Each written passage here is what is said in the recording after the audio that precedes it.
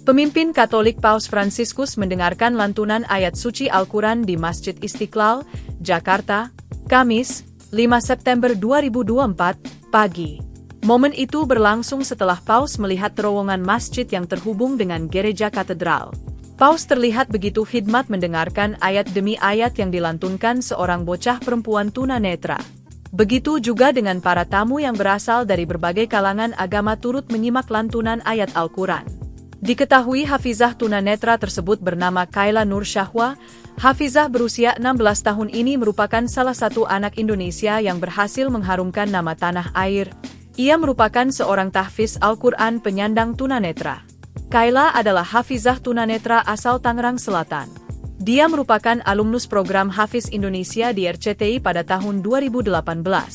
Mengalami gangguan pada penglihatan sejak lahir, tunanetra bukanlah halangan bagi Kayla untuk menghafal Al-Quran. Kayla mampu menghafal 30 juz Al-Quran saat usia 10 tahun. Sejak di kandungan sang hafizah itu memang sering diperdengarkan ayat suci. Ayahnya Muhammad Saban menjadi inspirasinya menghafal Al-Quran.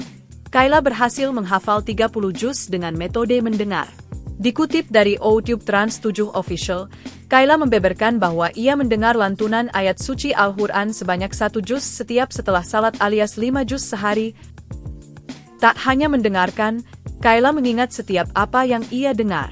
Setelah itu, hafalan tersebut ia setor pada sang ayah, hingga akhirnya sampai 30 juz.